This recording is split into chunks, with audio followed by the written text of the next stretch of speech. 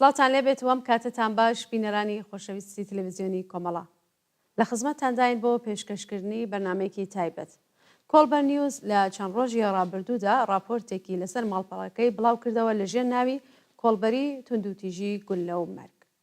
ئەمە سەردێڕی ئەو راپۆرتەیە کە کۆڵبەر نیوز ئامادەی کرا، واتە راپۆرتێک کە لە ساڵی 1403 تا دەستپێکی 1404 لەسەر بارودۆخی کۆڵبەران، کوژران و برینداربوونیان. لە بەرنامەی ئەمڕۆمەدا داوام کردووە لە هاوڕێهیوە ئەمانی ئەندامی دەستەی بەڕێبەراتی کۆڵبەر نیوز کە لەم بەرنامەیە بەشدار بێت و وەڵام بە چەند پرسیارێکمان بداتەوە. هیوادار مێوەش تا کۆتایی بینەر و بیسەری ئەم بەرنامەیە بوو.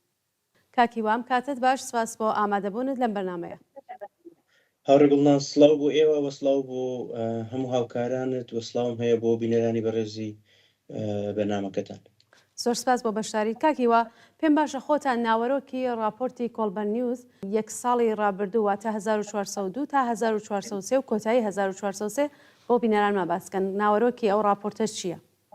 کۆڵبەر نیوز وەکو نەریتێکی ساڵانە هەموو ساڵێک لەگەڵ نوێبوونەوەی ساڵی نوێی هەتاوی و ساڵی نوێی میلادی ئامارگەلێک بڵاو دەکاتەوە لە ڕێژەی کوژرا و برینداربوونی کۆڵبەران لە سنوورەکانی کوردستان. ئەم جارش بە بۆنەی کۆتایی هاتنی ساڵی 1403 هەتاوی ئامارێکی بڵاو کردەوە بە ناوی لەژێر ناوی کۆڵبەری توندوتیژی گولە و مەرگ کە تێیدا ئاماری کوژرا و برینداربوونی ساڵی ڕابردووی تێدا ئەژمار کراوە کەوتۆتە بەردیدەی خوێنەران. ئەوەی کە جێی ئاماژەیەوە گرنگە بگوترێت ئەوەیە کە لەم راپۆرتەدا ئەم راپۆرتە تەنیا هەوڵێک نییە بۆ تۆمارکردنی ئاماری گیان لە دەستدان و سەرکوتکردنی کۆڵبەران، بەڵکو بەڵگەیەکە لە ڕۆڵ و تێوەگلانی پێکاتە ئاڵۆزە سیاسی، ئابووری و جینایەتیەکان کە دەستیان هەیە لە دروستکردنی ئەم دیاردەنا مرۆڤانەیە. بۆیە ئەم راپۆرتە تەنها بەڵگەنامەیەک نییە لە سەرکوتکە بەسەر کۆڵبەراندا دێت، بەڵکو هەوڵێکە بۆ نوێنەرایەتیکردنی دەنگی بەرەنگاربوونەوەی ئەو کرێکارە بێنەوایانەی کە لە دڵی تاریکاییدا هێشتا لە پێناو ڕزگاریدا هەنگاو دەنێن و بەرەنگار دەبنەوە. بۆیە ئێمە لەو ڕاستایەدا هەوڵ دەدەین کە دەنگ و ڕەنگی کۆڵبەران بە شێوەی ئامار بە گوێی ڕایگشتی لە کوردستان، ئێران و ناوچەکە و جیهان بگەێنین. و ئەوەی کە لەم راپۆرتەدا گرنگە ئەوەیە کە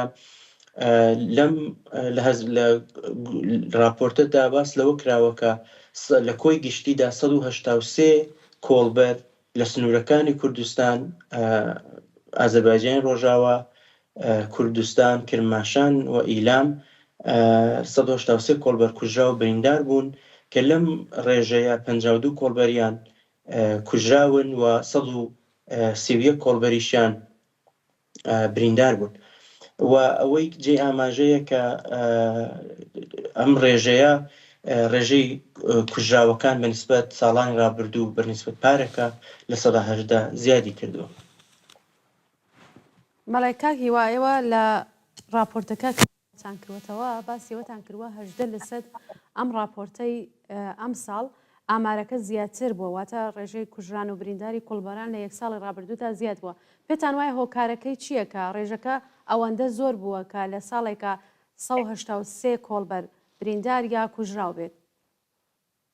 بەڵێ، ئەوەی کە جێ ئاماژەیە لە چاو پارەکە ڕێژەی کوژرا و برینداربوونەکان کەمی کردووە.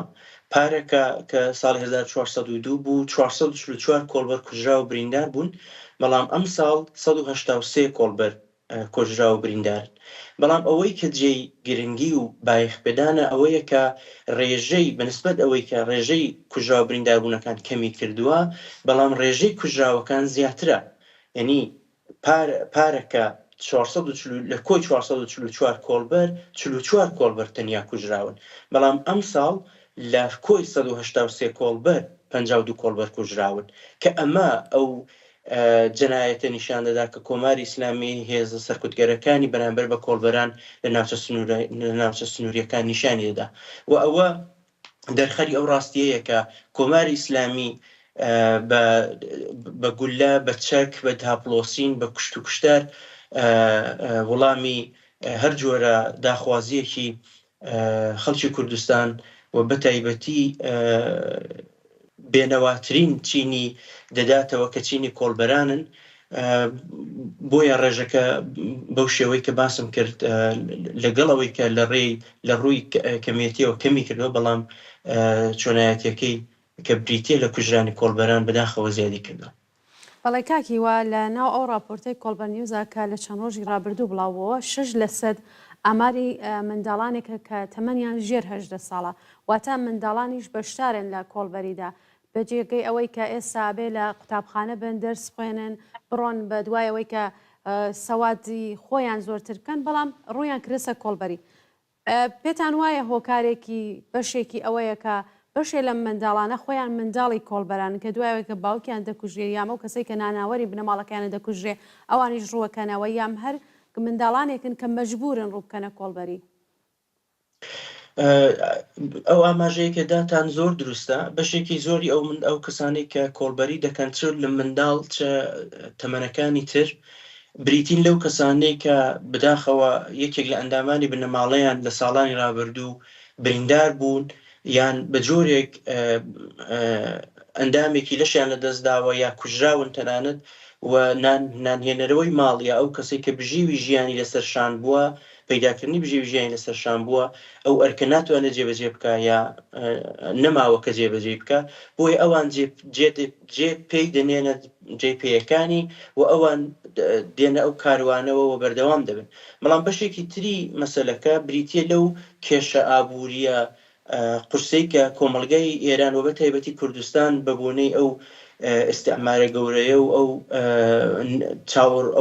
چاولێکردنە ئەمنیەتی کە کۆماری ئیسلامی و کوردستان هەیەی بەسەر کۆمەڵگادا زاڵە. ئەنی وەختێک فشاری کۆمەڵایەتی فشاری ئابووری بەڕادەیەک دەگا کە کرێکارێک مەجبورە سێ کار بکە لە ڕۆژدا بۆی کە بتوانێ کرێی ماڵەکەی بدا، بۆی کە بتوانێ منداڵەکەی بنێرێتە مەدرسە یا بینێرێتە زانکۆوە بژێوی ژیانی خۆیان تەمین بکە، ئەگەر کەسێک بنەماڵەیەک لە کوردستان لە ناوچە سنووریەکاندا بژیوە هیچ مەجالێک نەبێ بۆ ئەوەی کە کار بکە وەکو خەڵکی دیکە، مەجبورە بۆ پەیداکردنی بژێوی ژیانی نەک بۆ چوونە مەدرسە یا بۆ چوونە دانیشگا، بەڵکو بۆ پەیداکردنی تەنانەت بژێوی ژیان. وەختێک تمەن و ڕیال بەرامبەر بە دۆلار هێندە ئاستەکەی نزم دەبێتەوە، هەموو پێداویستیەکانی ژیان بەڕادەیەک دەچنە سەرەوە کە خەڵک توانای کڕینی نییە، خەڵک مەجبورە لەو ناوچانە پەنابەرێتە بەر کۆڵبەری و پەیداکردنی بژێوی ژیان و منداڵانیش لەو چەرخەیە بێبەهرەنین و بەداخەوە پەرکێش دەکرێن لەگەڵ ئەوەی کە ناخوازن بچنە ئەو کارە، بەڵام مەجبورن و بەداخەوە زۆر جار بریندار دەبنیان دەکوژێنیان، وەک بینیومانە چەندین نمونەکە لە سەرمادا لە نێو بەفر و لە نێو ڕنوودا ڕەقەڵات. بەڵێ زۆر جاریش بەدەستی دەڵاڵانی ئەو کاڵا قاچاخانە ئەچەوسێنرێنەوە ئەو منداڵانە، چون ناتوانن لە خۆیان دەفاعکەن لەلایەن ئەو دەڵاڵانەوە پارەکەیان ئەبرێت. کاکی وە ئێوە وەکو کۆڵبەر نیوز زۆر هەمیشە هەوڵەدان کە هەواڵەکانی کۆڵبەران بەتایبەت کۆڵبەران و سوختبەران بڵاو بکەنەوە لە ماڵپەڕەکەی خۆتاندا. ئایا هیچ ئامارێک هەیە کە یام هیچ شتێکی فەرمی هەیە لە بەردەستی ئێوەدا کە ئەو بنەماڵانەی کە لەلایەن کۆماری ئیسلامیەوە چەقە لە کەسەکەیان دەکرێت، وەکو کەسێک کە لە کۆڵبەریدا لە تەتە لە ئەورامان دەکوژرێت، هیچ بەڵگەیەک هەیە کە کۆماری ئیسلامی ئەمە بگرێتە ئەو دەوە خەسارێک بەم بنەماڵانە بدات؟ نەبەداخەوە کۆماری ئیسلامی تەنانەت خۆی بە بەرپرس نازانێت لە ئەو تەقانی تەنانەت دیکەوە بواگەداریتان تەنانەت لە زۆر جار پوڵی پیشەکی کە بەری کۆڵبەرەکە کەوتووەشی لە بنەماڵەکەی ساندۆتەوە، بۆیە زۆر جار ئەو کۆڵبەرانی کە بریندار دەکرێت لە ترسی گرتن، لە ترسی ئەشکەنجەوە، لە ترسی ئازاردانی هێزە سەرکوتگەرەکانی کۆماری ئیسلامی تەنانەت لە خۆیان ڕنابینن کە بچنە خەستەخانەکان و تیمار وەربگرن لەوێ. بۆیە زۆر جار ئەو کۆڵبەرانە کە بریندار دەکرێن لەو شوێنانەی کە کەس بەخۆ بەخەژیان بە جۆرێک لە ماڵەوە تیمار دەکرێن، بەڵامی دەری کەسێک کە ئەگەر برینەکەی بگاتە ڕادیە کە چارەسەر نەکرێ بەداخەوە بیان ببرێن لە بیمارستان و نەخۆشخانەکان، بەڵام دواتر لێپرسینەوەیان لێ دەکرێەوە بە تایبەتی ئەگەر هەواڵەکانیان گەیشت بێتە کۆڵبەر نیوز یا ڕاگەیاندەکانی دیکە حتمما لێپرسینەوەیان لێ دەکەن چێ ڕسم و عکسوشتەکانی نردون، چێ مشخەساتی نردون و هەموو ئەوانە دەبێتەوەی ئەوەی کە فشاریان بۆ بێت. بۆیە کۆماری ئیسلامی نەک خۆی بە دەربەست نازانێت لە مەسلەیە بەرک و خۆی خەڵ ئەوان بە قەرزدار دەزانێت، ینی خەڵکێک کە دەکوژرێن بریندار دەبن لە بەرابەر کۆماری ئیسلامیدا قەرزدارن و لەگەڵ ئەوەی کە گیان و خوێن دەدەن، بەڵام دەبێت دواتریش لە مەباقی بەرپرسیارەتەکانی دیکە وەستۆ بگرن. بەڵای کاکی وا زۆر سپاس بۆ ئامادەبوونێت. پرسیارەکانی من کۆتایی پێهات. ئەگەر خۆتان پێتان وایە شتێکەیە کە ئاماژتان پێ نەکردووە لەسەر راپۆرتەکەی کۆڵبەر نیوز فەرموون. من پێم وایە ئاماژەم پێداوە، بەڵام شتێک کە جێی لەوانەیە ئاماژە بێ ئەوە وەیە کە بۆچی ڕێژەی کوژرا و بریندارەکان لە چاو پارەکە یا پێرارەکە کەمتر بۆتەوە. ئەوەی کە جێ ئاماژەی ئەوەی کە کۆڵبەری بەردەوامە، بەڵام کوشت و کوشتاری کۆڵبەرانیان ئەو وەحشیگەری کۆماری ئیسلامی بەڕادەیە کەمتر بۆتەوە. هۆکارەکەشی بە نوعێک کەمبوونەوەی یان گۆڕینی تاکتیکی شۆڕشی ژینایە. کۆماری ئیسلامی لە سەروبەندی شۆڕشی ژینادا لە کوردستان لە شارەکان لە دێهاتەکان زۆر بێت بە درەندانش ترین شێوە خەڵکی دەکوشت، خۆڵکی چاوترسیان دەکرد و کۆڵبەرانیش بەشێک بوون لەو چاوترسنکردنە. و ئێمە ساڵی پار کە 444 کۆڵبەرمان کوژرا لە نیوەی دووەمی ساڵی پاردا ئەو ڕووداوە ڕوویدا و بەشێکی کەوتە دوای مەسلەی ساڵیادی ژینا یان احتسابات و مانگرتنەکان و هەموو ئەوانە ئەوەی دەرخست کە کۆماری ئیسلامی بە هەموو جۆرێک دەیەوێت خەڵکی کوردستان چاوترسیان بکات و بۆیە ڕێژەکان ئێستا وردە بەرەو کەمتر دەبێتەوە. بەڵام ئەوە هیچ لەوە ناشارێتەوە کە کۆماری ئیسلامی هەر بەو 52 کۆڵبەرەی کە لە 1970 کۆڵبەرە کوژراوە بریندارەکان ئێمە دەیبینین نیشانەدا کە درەندەی و وەحشیگەری کۆماری ئیسلامی ڕادە و سنووری نییە و بێبەزەیانە خەریکی ئەو کارەیە. بەڵای کاکی وا زۆر سپاس بۆ ئامادەبوونێت لەم بەرنامە تایبەتە. سپاس بۆ ئێوە و دەست و چاوتان خۆش. زۆر سپاس. جارێکی تر سپاس بۆ کاکی وا ئامانی ئەنجامی دەستەی بەڕێوەبەرەتی کۆڵبەر نیوز کە لەم بەرنامە تایبەتە کە سەبارەت بوو بە راپۆرتی یەک ساڵی ڕابردووی کۆڵبەر نیوز ئامادە بوو. بینەرانی خۆشەویست، سپاس بۆ ئێوەش کە تا کۆتایی بینەر و بیسەری ئەم بەرنامەیە بوون. هەر بژین بە شادی.